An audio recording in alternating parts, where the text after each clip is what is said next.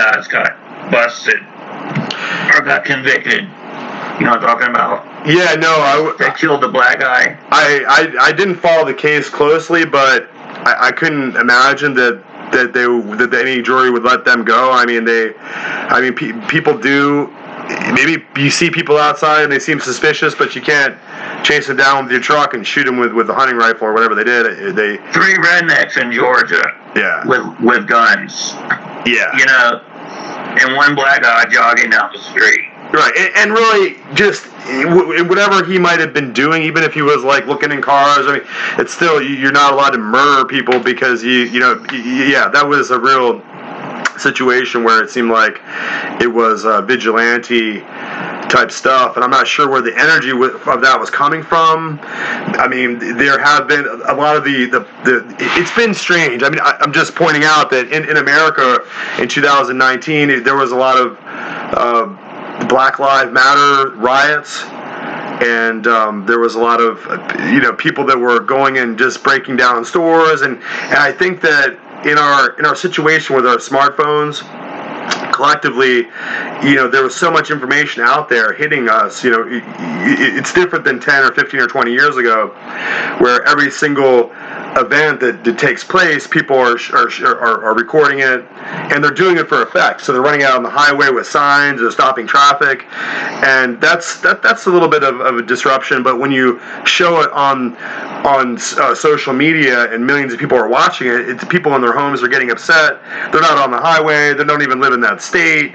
They don't really. Yeah. But the effect of it is being multiplied, and so I think that it's creating a level of hysteria. And I think that they are reacting to it. I think that they are reacting to what the TV is saying, what their smartphones are saying. People are feeling like, on some level, that they're under assault. So I think that was part of it. Even the Rittenhouse case. The guy was jogging, and these rednecks pull up in a truck and rob us beside him and tell him, "Stop! We want to make a citizen's arrest, basically." Because you can do that in Georgia. No, you can. And he didn't stop, and he kept running. And then I probably would have kept running too. Yeah, I would have probably kept running too.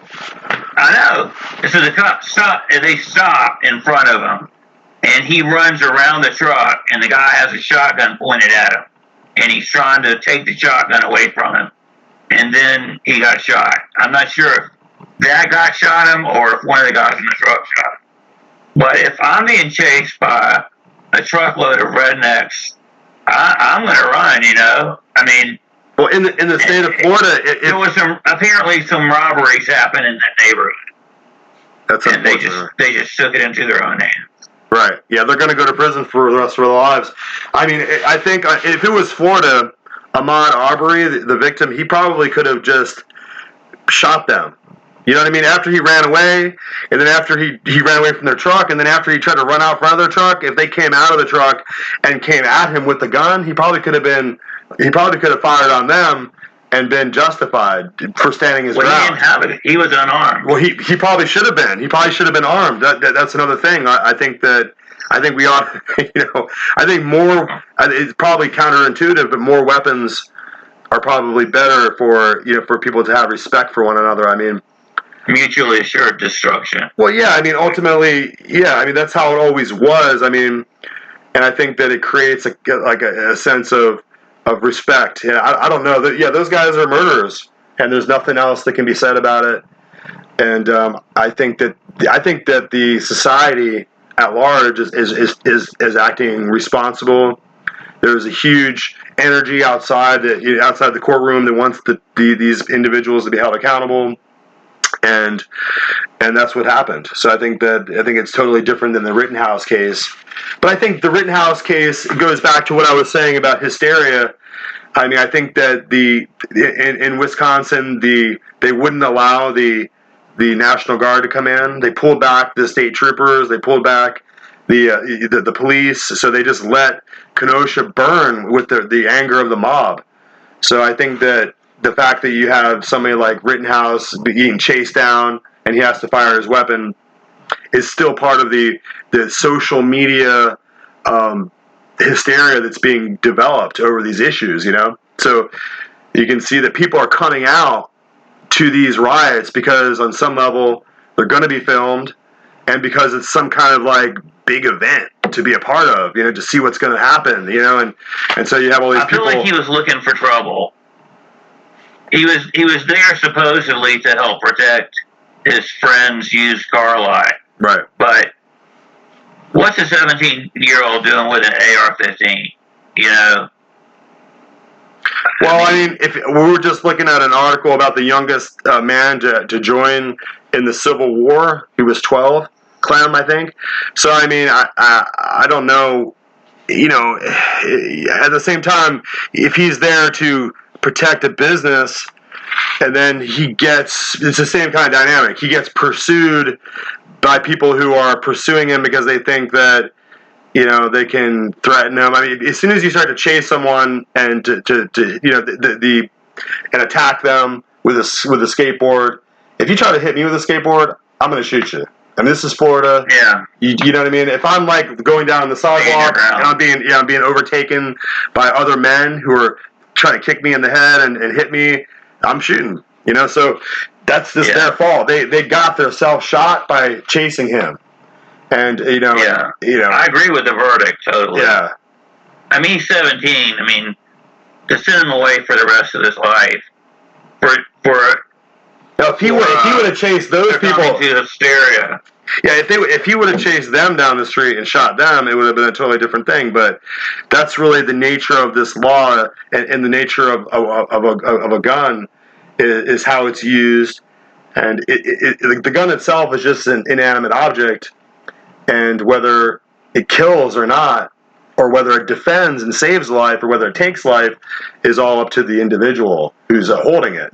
So, I mean, a skateboard's a deadly weapon if you use it right. I think that those people. I think the thing that you have to ask yourself is, one of the men pointed a gun at Rittenhouse, a handgun which was illegally owned. So he was possessing the handgun illegally. Rittenhouse owned his gun legally. So there's a whole thing, like we're actually trying to punish legal gun owners, and the one individual who pointed a loaded Glock at him, no one ever questions that. I mean, he from what I understand, he was never arrested for owning that weapon, that he pointed at Kyle Rittenhouse. So there's the other side of it, like Antifa, Black Lives Matter rioters, and provocateurs. I don't have any sympathy for them. If you go into Kenosha, and just trying to raise hell and trying to like beat up white people, and you get shot, well, the hell with you. I don't care. Just leave people alone. Don't go to Kenosha. Kyle Rittenhouse had more right to be in Kenosha than any of those rioters there that night, because they're from like Southern California or New York, and they're just. I mean, and they were there to riot. They were there to destroy. Yep. And he was there to protect the car lot. Well, before that, the night before, I mean, the town was being put through hell. I mean, earlier that day, he was at the high school where they were removing spray paint because the people went through and spray painted everything, so they were cleaning it.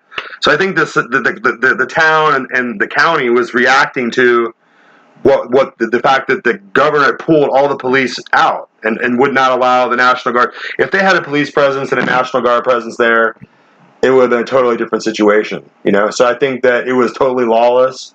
Even when Rittenhouse was running, he was trying to go to the police, but they backed up and they kind of like, they didn't want anything to do with it, No, they were watching. Right, that's pathetic. Those cops should feel like assholes. I mean, they're weak. And that's the one thing that Antifa and the Black Lives Matter is showing to the whole world and to the country, is that the police force is really weak. They're on an individual level. When they pull you over and rip you out of your car and throw you in jail, they have power. But they don't have any power when you get a couple hundred people and running around, especially when the tide of the political current is going in your direction.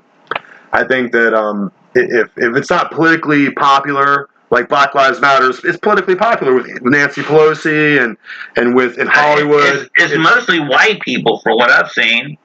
But it's something to belong to. People want to belong to something. They want to be a part of a group. They want to be part of a new movement. They want to show solidarity with people who are struggling. And yeah, these are young, rich white people who they've been growing up their entire lives to believe that that the Earth is getting warmer, and that we only have 13 more years before climate change is going to destroy the Earth, and AOC. These are millennials. I mean, these guys have been growing up with this kind of white guilt. Yeah, I mean, I don't believe in the word white and black. I don't believe that white and black are really terms that describe racial features. You know what I mean? I think that people are from different parts of the world, and if your ancestors were close to the equator, then you adapted to have more melanin in your skin, and if your ancestors were farther away from the equator, then they have less melanin, right? It's just pretty simple. So, but we're just so caught up in it, black and white. I mean, there's so many different variations of our skin tone as humans, right? That black and white is not sufficient to describe people. They're just the terms of chaos, the terms of conflict, and they create conflict between us when we think of ourselves as different. Like, you're white, I'm a black. They're oppositional forces, and they're forces of black magic, black and white magic, and so there's a black deeper and white tile floor. Yeah, right.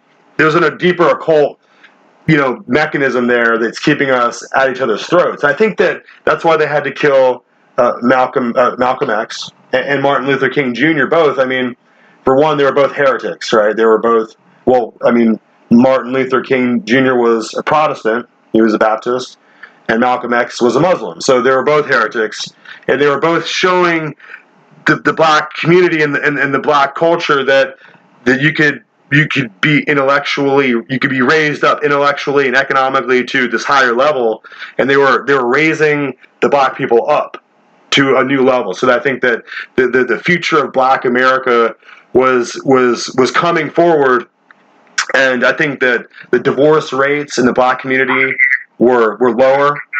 I think the black community during that time with Martin Luther King, the morality was such that it was a higher degree, and so at that time when they killed them, they ultimately wanted to unwind the cultural development of African Americans in America, so that you have now Lil Wayne. Those are the cultural icons, right? You have Lil Wayne, you have rap stars who rap constantly about murdering and selling crack and shooting guns and slapping hoes, and you know what I mean. So the moral integrity of the community is gone. Back the idea of the marriage. The marriage statistics are absolutely abysmal for the black community right now. Not picking on them, but I'm just pointing out that maybe 20 or 30% of the black community is married. But if you go back to the time of Martin Luther King Jr., it was up around 70%. So I think that the work to dismantle and destroy the black community is well underway. And now, if you turn around and you get people to be amped up about white supremacy, it's not going to directly address the issues of degradation and kind of and immoral decline that are being superimposed onto the black community. You understand what I'm saying? So that the abortion rate for black people is super high. That's your Holocaust. That's your annihilation. Don't look around for white supremacy. Look at the abortion rates. It's a Holocaust against black children for even being born. So that's really what my main concern is here. The Democrat Party used to be the party of the Ku Klux Klan. It was the party of segregation. It was the party of the Confederacy. It was absolutely so. Now the party of the Confederacy and of slave owners is now the party of aborting 70% of black babies. So there's an issue there. There's a disconnect there, and I think that my concern is for the black community culturally, so that so they might be able to see that the war is against their future. And read about Margaret Sanger about Planned Parenthood. Yep. I mean, she says that basically black people need to be exterminated like insects or rodents. And she's the founder of, you can look it up, of Planned Parenthood. Yeah, look up Hillary Clinton's. She's a eugenicist too. Hillary Clinton's just loves Margaret Sanger. I think she's right. Yeah, it was ultimately a plan to to bring down the ability for the black community to become part of society. So now, they did it with welfare, and they did it with the college admissions, where you have where you're just going to basically, you're not going to require certain segments of the society, certain ethnic groups, to actually have the scores they need to get into college. So when they get in there, they're not prepared, and it just leads to a cycle of failure, and institutional failure. And I think that it's the same thing with welfare. The welfare, it weakens the family, it makes them dependent on the state, it makes anyone dependent on the state. So the idea is to stand up on your own 2 feet, build your own business, and have a successful future. And if you have welfare payments coming in, and you can't get married, because if you get married, then your income level will change and you lose your benefits. Then that means the man can never be part of the home, and so you have to have multiple children, and the father just becomes a secondary thing, because now the state is now the daddy. So I think it's so evil that there's no way that it's accidental. I think that on some level they destroyed. It was at the time when they killed Kennedy, and I think they wanted to make sure that the future of the black community would be controlled decline. And I think that's what you're seeing. The same thing, with it's the destruction of the family when you look at it. Right. Well, that's another thing. If you look at BLM with their Marxist roots, if you just take 1 second to look at what they say, they're there to destroy the family, the nuclear family, to take it apart. So I think that that's well underway, and that's what you see on the streets with Kenosha, especially, is that the people that are out there rioting with Antifa and BLM are not family people. They're not people who, they're just there to have abortions and to smoke meth in the park and just be a vagrant. That's kind of the lifestyle that they live, and they're here to destroy the. And they believe they're right. Yeah, well, I mean, it's the powerful indoctrination and propaganda that they go through in school, and so that these young people are going through the public school system, and by the time they hit the college campus, the radicals there are intellectually, their arguments are more powerful, their grasp of history and their analysis is more complete, so that if you can't resist it, a lot of the questions regarding Marxism are going to be divisive, so that it's all about if you have white skin, you're an oppressor and you should be upset, and if you have black skin, you've been oppressed and you should be upset. And so it's just a matter of enraging and getting people to be incensed, and then using that negative energy, and you can see that they're good at it. They've been doing it for a long time, especially on the college campuses. What is does Nevaeh have anything to say about it? I mean, what's her stance on it? Well, Bridget's pro-communist. When I first we were over there in Duval County, I would ask them regularly about things, just paying attention, and they really hadn't heard anything about the BLM stuff. And then one day I asked them, and they both said that they both had heard of it. Both my kids, they both heard it in school. Around the same time, and that was right when we got ready to move, before the election. So it was 2019 still. Yeah. And I think we moved out here, and ever since the it's totally different. I mean, it's just a basic. You imagine rewinding back to 1985, just regular high school, Pledge of Allegiance, no mask, no weird indoctrination. Everything is just really good, And that's great. Yeah, they're not getting any pressure to take any vaccine, which I wouldn't give it to my kids, because they're kids. They're not in any danger from COVID. I think older people with health issues probably are, and they're probably protected by the vaccine. But giving it to kids is just a weird, authoritarian, totalitarian, it's like a biomedical security state now. So everyone has to have the jab, and so it's different than other vaccines, that were created in the past, the term vaccine has been a definitional change to it. So it doesn't mean exactly what it used to mean. It kind of has like a corporate, it has like a trademark symbol behind it now, you know? So mRNA experimental drugs can be called vaccines, but it doesn't exactly have, it's not like the polio vaccine, which basically it gives you sterilizing immunity for the rest of your life, which is pretty profound. Like, how could they figure that out in the 50s, but now today we can't seem to. Now we have a vaccine that maybe 1 in 15,000%, 1 in 15,000% chance it might actually injure you. So I think that with those kind of statistics, it's not safe. I wouldn't want to give it to my kids. And I can't imagine a government forcing me to do it either. So, but no, I mean, I think it's understandable why the kids are pro-communist. I get that, because you're really trying to answer the dissatisfaction and the difficulties of life. On one side of the world you have George Soros up in his Manhattan penthouse eating like his sirloin steak every night, and then the other side of the world you have kids in Africa who are like eating mud brownies just to try to get through the day. And so there's this huge disconnect and this huge variation between the haves and the have-nots. And so communism seems to simply and incisively just work all that out.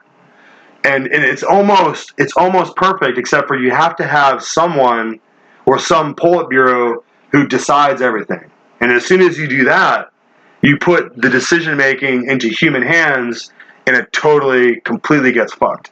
Because now you can decide winners. It's absolutism, because you can decide who's going to eat and who's not going to eat, and you decide prices, and ultimately it becomes authoritarianism, because you have all the power to decide everything in order to make sure everyone's equal. And so that's too much power.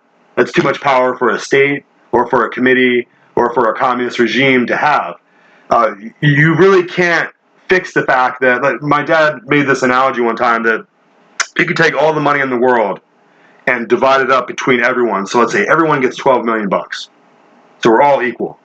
Well, in one year's time, all the people who had the money before will have it all again, and all the people who were poor before will all be poor again. So you can't fix that. That's just the way it is. Some people are just like, they have it in them, and they're designed to be business oriented, to be entrepreneurs, and they're going to succeed. And in fact, they're going to overachieve. And then you have other people who are just like, I don't care. I'll be a gas station attendant the rest of my life. I'm happy. And I make $8 an hour, and I don't care. And they're not going to ever achieve anything more than that. It has to be a meritocracy. It has to be up to individual merit. And you can't say that people who have scored it big and made it billion are evil. And you can't say that people who have zero are victims. Because that's just not true. It's not true at all. And so I think communism tries to take advantage of that little bit of avarice and jealousy we have. It always tries to seek to take advantage of a social conflict between whites and blacks, or between the poor and the rich, or between just wherever it can seize on a problem in society to try to use it as a leverage point. Because really, all you're trying to do is get the people to revolt.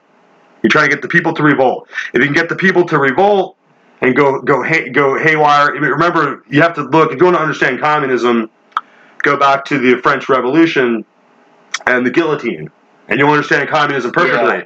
So, it starts out with all these good intentions, like we're just helping the little guy, it's for the betterment of everybody, but in the end, you just end up guillotining whoever you perceive are the enemies, and then one day they wake up, and they woke up earlier, and they have the guillotine, and now they're guillotining you, and it just becomes a bloodbath. And that's what happened with Stalin, So I think that you 50 million, they killed 50 million of their own people.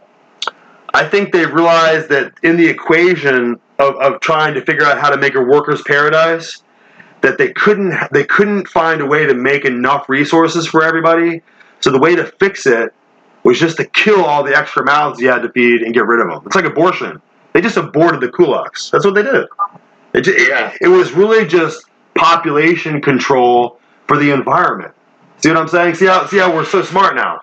We're so intelligent and so smart that we now figured out a way to make everyone agree with the the policies and to make everyone kind of work with it. So now we're here. It's not genocide.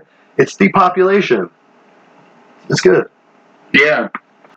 Well, it's our podcast, but yeah. But no, I think that as I keep on doing the different shows, I think that you get better at it. So I think that we should just keep on doing it, and it's going to work. I'd love to get somebody like Elon Musk. Oh man, which would be impossible. Or there's so many I'd love to get. I wanted to get Walter Weiss.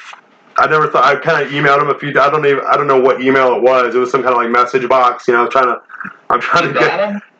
I found a message box on their site, but I don't think it might have maybe ever reached them, probably. But I would like to get that interview, yeah. That would be a good one. That would be a great one. Yeah, I'm thinking he's my hero. He changed my life. He really did. He's smart. When I didn't know what was going on and what had, I knew the history of the Catholic Church, but I didn't know all the details. Yeah, who has time to read all that? Like he like highlights all the important stuff, and he saves us like 4 months of reading that we didn't have to do. Right. And I think God puts it into certain men to do that. You know what I mean? Or probably wouldn't get done. But obviously he had a very unique angle, and he could see it from a unique perspective. And I mean, he's a PhD. Yeah, he's Cape Town University all the way up. And look at what's happening with South Africa right now in the ANC. The racism as a weapon of this kind of Marxist socialist regime out there is intense. So now you have the Boers, who are the whites of South Africa, and then you have the black people in Africa, and they've made a remarkable headway getting the people there to be like really at odds with each other. So that the crime wave is intense, and there's a certain amount of like you have to go back and check out Nelson Mandela.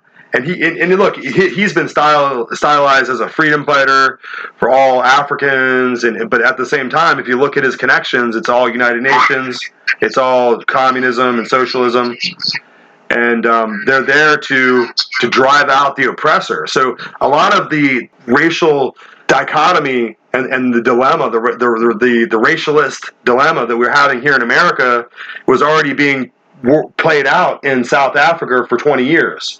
And so it's kind of just coming here, but it's already there, happening there, where the racial provocation is intense. You know what I mean? There, and so here in America, we have a lot of multiculturalism. We have a lot of young people who will date each other. It doesn't matter what their racial background is. But I think in South Africa right now, it's very divided between whites and blacks. Well, if you have the resources, and someone has the need, then they can take your need. They can take the need. They can move into a house that's yours. Right.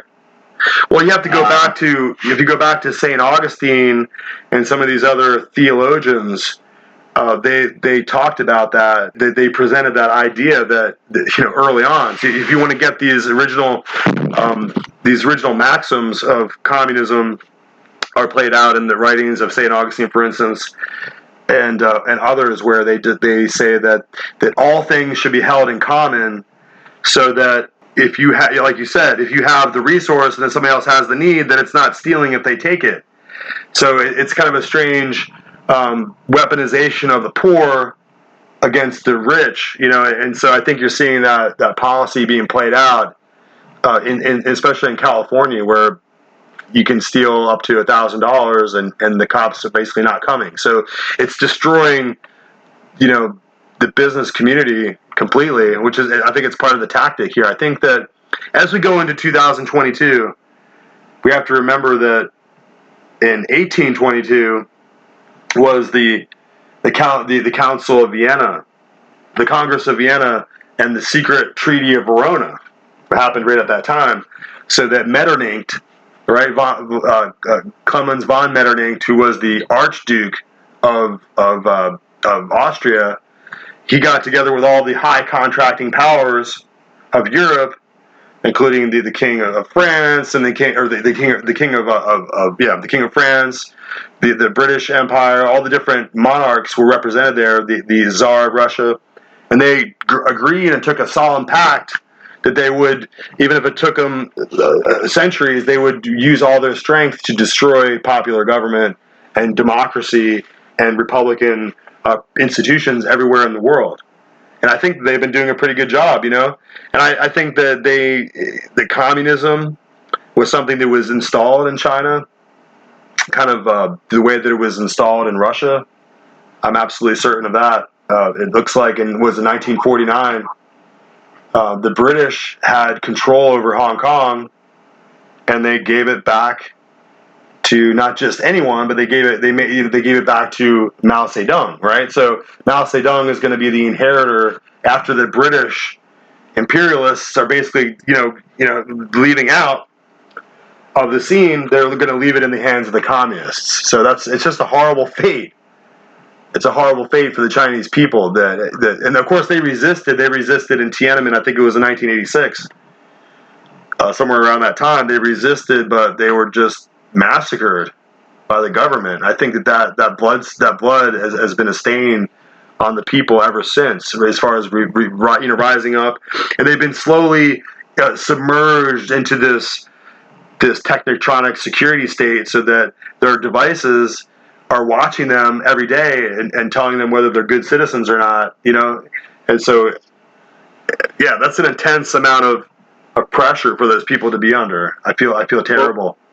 Colonialism is the plague of the world. India, Africa, China. Colonialism destroyed cultures, destroyed religions. There's a great documentary. It's on YouTube. It's called Guns, Germs, and Steel, and it goes into the colonialism, especially in Africa. Well, I have a problem with Cecil Rhodes and his establishment of the diamond mines and De Beers, but that kind of continues on. It kind of continues on. As far as the Boers left the British Empire. They left the Britain, and they were looking for a new homeland. Just the kind of the way the Puritans left and came to America, and they were looking for a new homeland. And they were trying to find a new place to be free. So these people are fleeing. They're fleeing the tyranny of the old world. And ultimately, if you look at the history of the Boers, they went down to South Africa, and they made deals. They tried to make commercial deals with the Zulus to buy land. And when a different Zulu king came in, the politics changed, and they had a war, and the Zulus and the Boers fought. And so, I don't care about that. That seems to be not colonialism as much as it's not the same kind of colonialism you'll see when you go to India, and where the Indian people were basically. Are they Indians? I guess it is India. I guess the Indians in America are not really from India. So confusing. These colonial politics. They're now their First Nation people. Right. They were Native Americans, but now they're First Nation. Okay. Well, I think we had no problem with the Indian nations in America for a long time, and I think that if you look at it under Andrew Jackson, we had the Indian Wars, and they decided to have a policy where they would give the Indians land with these different tribes. They made different agreements, and they would move the Indians to these particular lands. And they agreed to do it. I think it was in 1893 or whatever it was. And John Calhoun comes in after Andrew Jackson, and he changes the whole deal, and he moves it up. So they force march the Indians in the dead of winter. Which it wasn't right. It wasn't Andrew Jackson. If you look at the history, it was not Andrew Jackson's plan to do a forced marching with the military in the dead of winter, where they literally lost like 60% of their people to the elements. Can you imagine? These are people that are used to living in the elements, but they were forced marched to such an extent that they starved, and they were. If anyone tried to flee or go in a different direction, they were probably killed. So it was a policy of the American army and the American government to genocide these Indian nations. I mean, this is something that Hitler seized on. He made a point about. You know what I mean? He made a point about it in his book that this was good. This was a good way to deal with mongrel races. And I think that the point is that John Calhoun was a Democrat who came in after Andrew Jackson, who was a Republican. I think that Andrew Jackson made a good deal, and I think the Indians were happy with it, and they took the deal. But then when the next administration came in, they just ground those bastards down. They really killed them, and they changed the deal, and they just the history there is just totally horrifying, and it gets laid at the feet of Jackson, but I don't think that was what the original intention was from my reading. Well, what you were talking about was called the Trail of Tears. Yeah.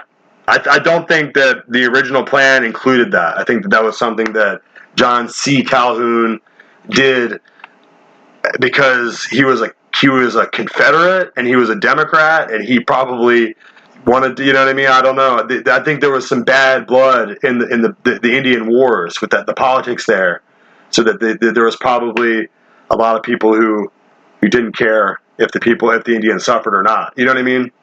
So that's something that we can look back on history on and see that the abuse of as far as the destiny, manifest destiny policy was ultimately something that was very destructive to the native people.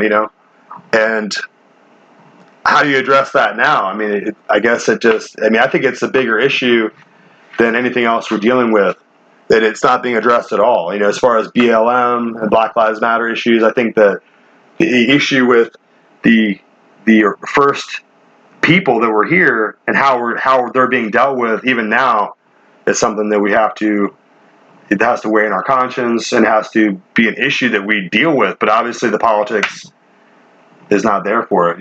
It's not popular. Okay, well, I want to listen to some shows. So yeah, I have some shows I want to redo. Let's take it apart and listen to it. I want to do more. Probably some of the original ones, the original first 5. I probably will redo again. Maybe we'll actually improve it, but run through them. The subject matter one more time. Yeah. Yeah. Because sometimes we do some interesting stuff, but I think it's just the practice of talking and going through the issues. I think we'll get better at it. And yeah. Well, I like it better when I don't know I'm being recorded, because then I get nervous and I forget what I'm saying. I think if we repeat it, if we just repetitively do it, I think it'll become more natural. And it's an outlet for expression. So at some point you'll think of things that you want to say. And I think it's important for people to hear what the conversation is, because so often it's curated or it's controlled or censored. I think people need to be able to hear the raw ideas, openly discussed, And, we need to make a studio and do some video at some point. Definitely. I think we should. I just. I was going to get some microphones, and just so you could have one too. Just a better one.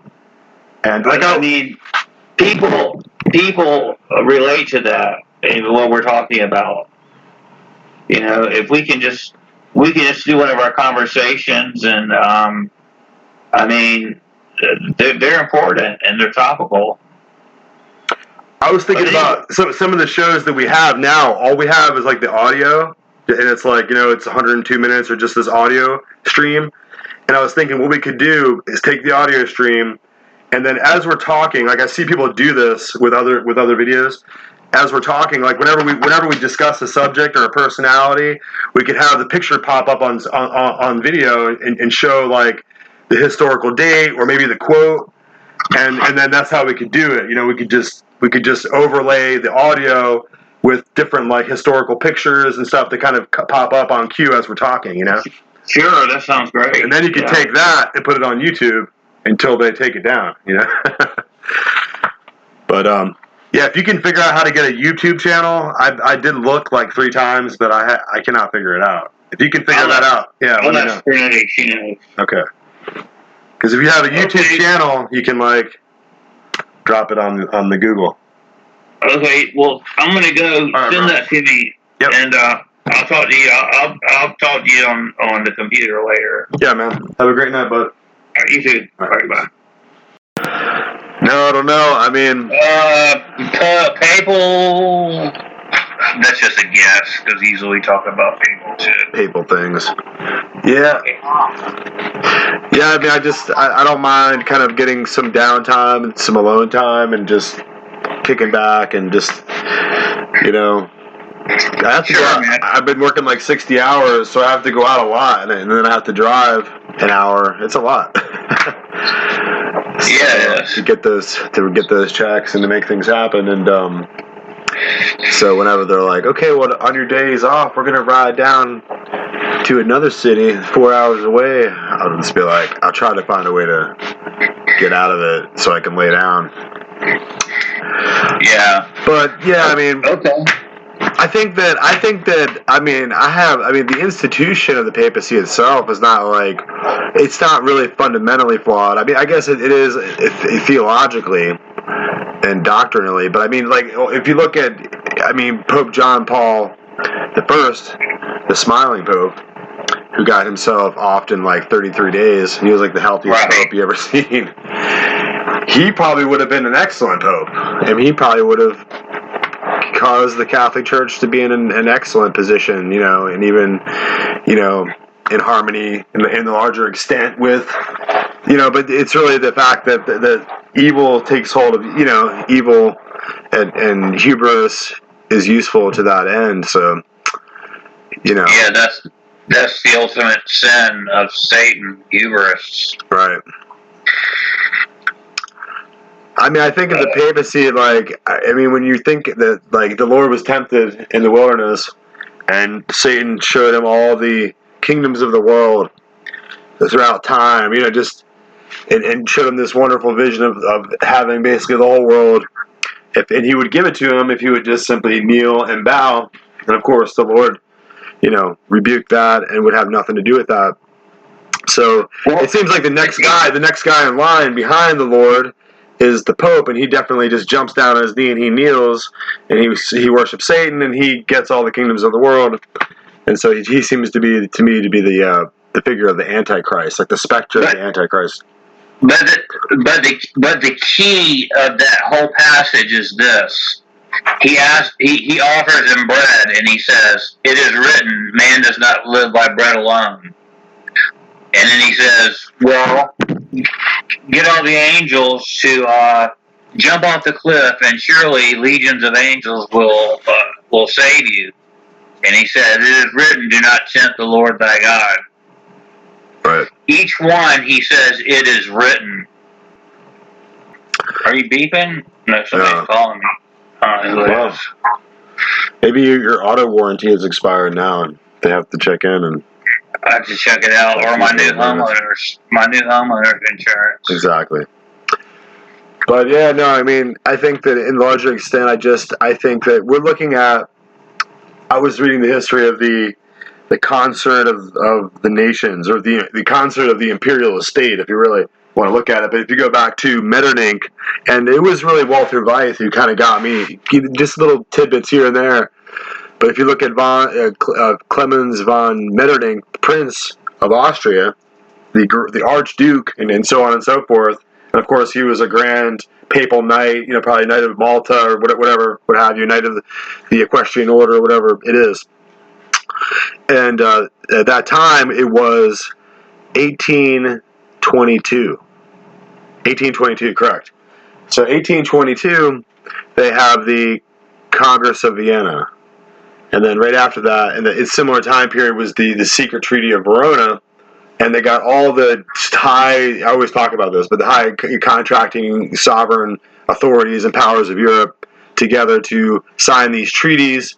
And basically they got together and they swore allegiance to the end of time that they would destroy all popular governments and national sovereignties and all republican democracies and all forms of electoral, like, sovereign, national endeavors around the world, because they to the end that they would empower imperialism again, So, and they created their own false flag with Archduke Ferdinand. Yeah, I think so. I think that's I was always confused. Europe into the war. Am I the only one who's? I'm kind of confused about exactly what happened there. He was in Sarajevo. Why? Somebody killed him. That started a huge war. I don't really get that lever action of how that. I mean, I guess I do, because it was the assassin. I think it was orchestrated by the Germans. Right, the assassin was definitely probably, from the Society of Jesus, probably just a gunman, probably somebody they sent in. I thought that before too. Revaliac or whatever. I can't remember how the whole thing goes, but yeah, I mean, they definitely set it off right there. I don't know, but that's how they do it, I guess. The Reichstag. Yeah, false flags have been around forever. Well, that's what somebody was talking about. We were listening to this one speaker, and he was talking about the Reichstag virus. That's what we were dealing with, was the Reichstag virus. Yeah. So, right. And I think it's interesting how all these different internationalist institutions kind of like whir into life. They just kind of come into being, like the World Health Organization, like whoever even knew what they ever did. But now all of a sudden they're regulating, this or that, and it's interesting to watch all these different kind of facets of the globalist dictatorship kind of kick on, and it's happening. It's going forward. It's happening. There's no stopping it.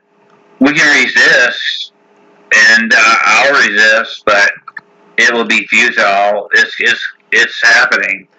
Yeah, I was just doing this report where we were listening to Natalie Winters, and you should listen to it. It's brilliant. It's fascinating, but she's really smart. But she's discussing how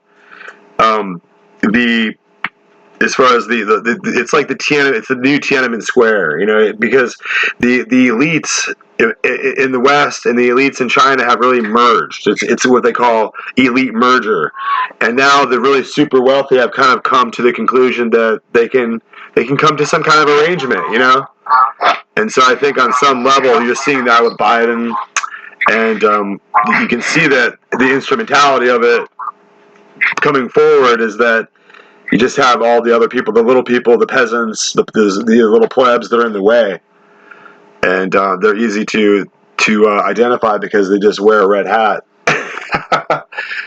And I think that it's the polarization of the whole society, and I think that where I'm at, it's strange because we're like in the last vestige of freedom in the world, because it seems like Australia has kind of gone down and other places, and Australia, Austria, Italy. Your EU is done. I mean, in Canada, basically truckers can't go back and forth between the United States and Canada unless they get the vaccine now. So little by little, they're trying to just break the whole system down here. I don't know how it's going to work, but I'm not taking it because I just don't need it. I'm the kind of guy who never goes to the hospital or gets anything, so I'm definitely not going to do this.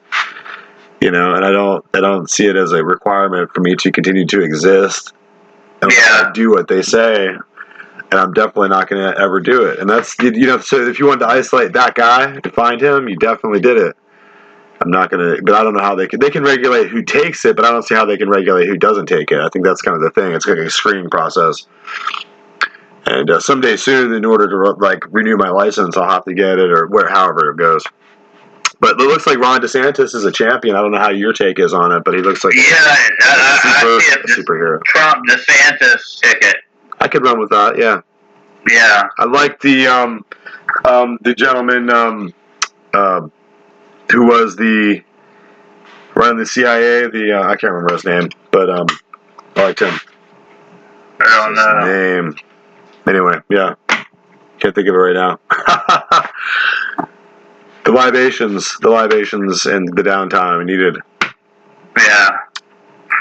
But I'll think of it in like 2 minutes. Go ahead, man. Go chill out, and I'll talk to you later if you want. I'm chilling right now. I mean, we're okay. I mean, yeah. Okay. I'm just saying why I can't think of it. Yeah. But Mike Pompeo, right? I can see him on the ticket. I like him. Pompeo. He seemed like he was sincerely, an American. Now he was under Bush or Clinton. I'm not sure. He was the lead. I guess he graduated first in his class at West Point, and he was the CIA director for a while. I don't know where he comes into play, but I think he can identify who the real targets and real enemy is. I think that the Biden team can't do it. They can't. They're letting they're basically like walking intelligence assets of China. I figured that China already corrupted them a long time ago, and now they just weaseled them into the Oval Office. And Obama looms in the background of Biden too, so you can't take your eye off the ball there, what's really happening, So I think we're looking at a neo-Bolshevik arrangement here. I think we're I'm out here with the kulaks. I guess it's close. Yeah, I'm right here with the kulaks. So when it comes time to silence the masses, But I guess the kulaks weren't armed. And I think these people out here, I think they're armed to the teeth, and I think they're just going to keep on buying more ammo every day the more shit that goes on. Yeah. So I don't know. Maybe they're working out engineering a different policy, a more nuanced strategy of because they did starve the kulaks with Stalin, right? So I guess there wasn't really no ammo was needed. Yeah. I don't think. I think they're scared of Americans armed, and that's the only thing holding them back from being even more brazen than they're being on the left. Absolutely, quintessentially true.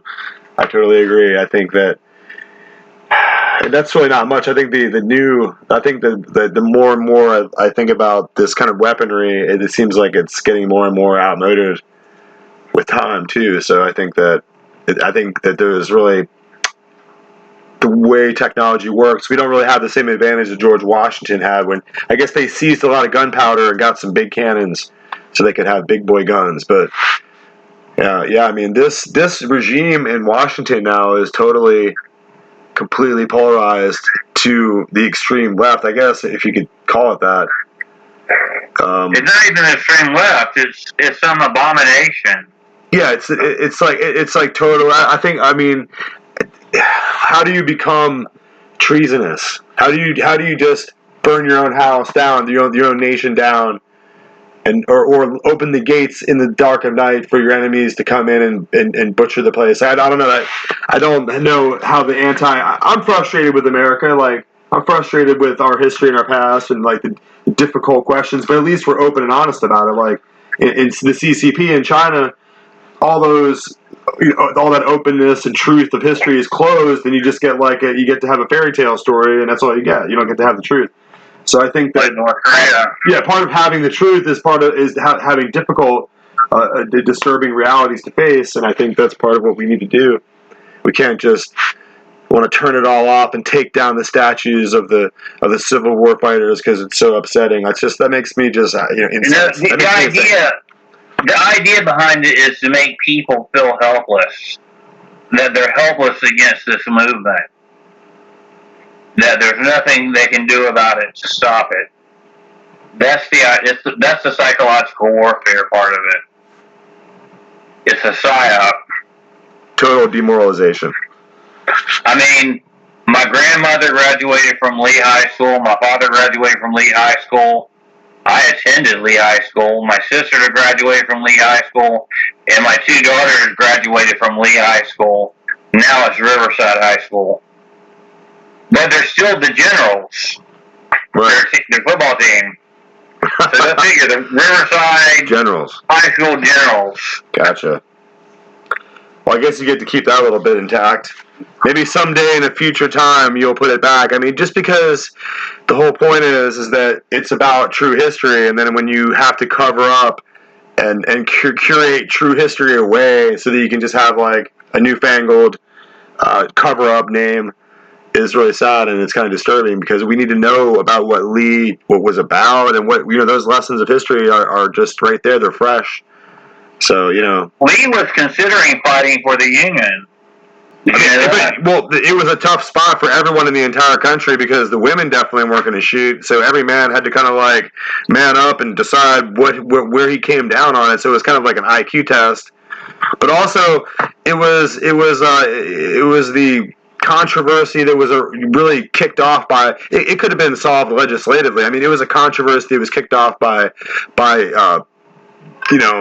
propaganda and other things that wanted to, people that wanted to incite that war anyway, So, I mean, you had John Brown running around the countryside, like, killing people in the South who he perceived were slave owners, whether they were or not. Yeah. He just kind of went apeshit, and he was trying to start a war. So, I mean, there's difficulty there with that. He kind of looked like Abraham Lincoln a little bit.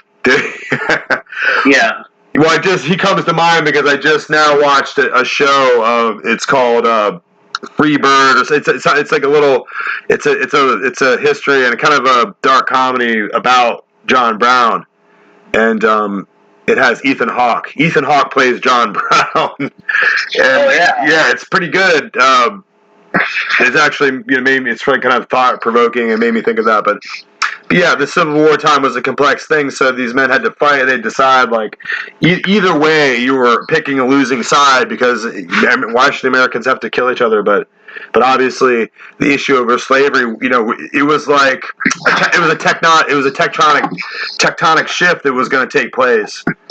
So, I think Abraham Lincoln would have restored the quorum of the federal government, as far as the legislature and the Senate and so on and so forth. But they shot him in the face, and they went into Reconstruction, and we all became worse off, really, than the slaves were. Shot him in the face. Yeah, and of course it was Surratt and them, and they were Mary Surratt was, that's why, she got hung because. They were really intensely Catholic in their beliefs, and I think the Vatican was pissed off because they did snatch one of their priests up in Father, can't remember his name, but he got hung too, and so I think that the Vatican administration was seriously infuriated with him, and that showed when they shot him in the face at Ford Theater. So Ford Theater was the place where Lincoln was shot historically.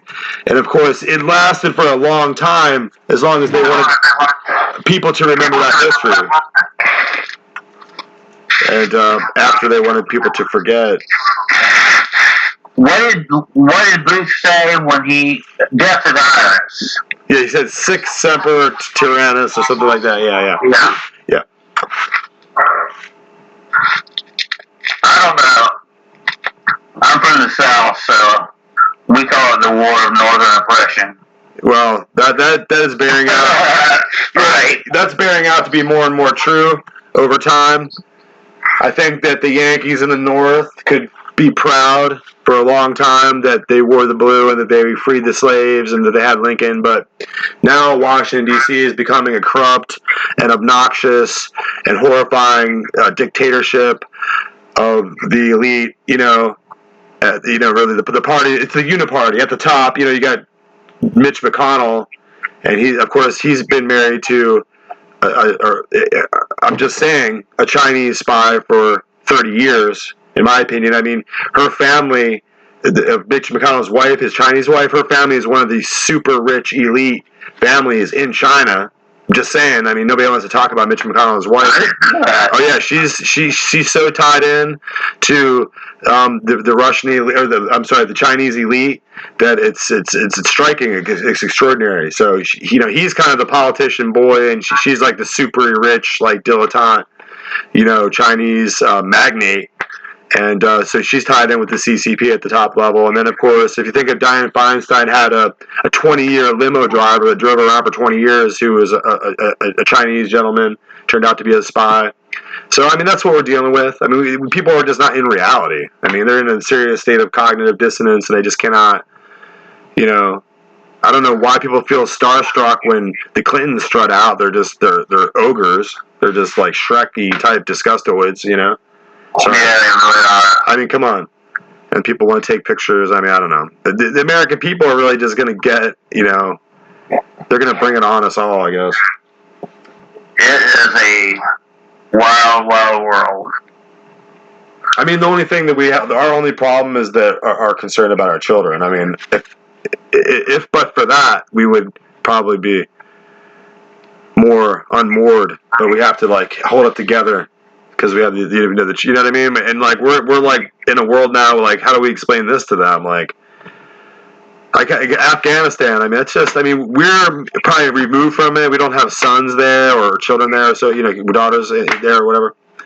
But just think how horrifying that still is to people right now. And then the guy who decided to crash the Wisconsin parade and just run over a bunch of people, the dancing grannies. I mean, you're the guy who run over the dancing grannies. I mean, wow. I mean, I don't even know how to even explain that. Yeah, how do you explain that to your kids? Like, what kind of world we're dealing with? I've always explained it to my kids. I've always just said, the world is a savage place, and you've got to eke out your own peace in it. Which they do. I think when I look at my kids, I can sense that they're like, my upbringing was troubled or whatever. But I think that they had a really solid and healthier upbringing, and it shows.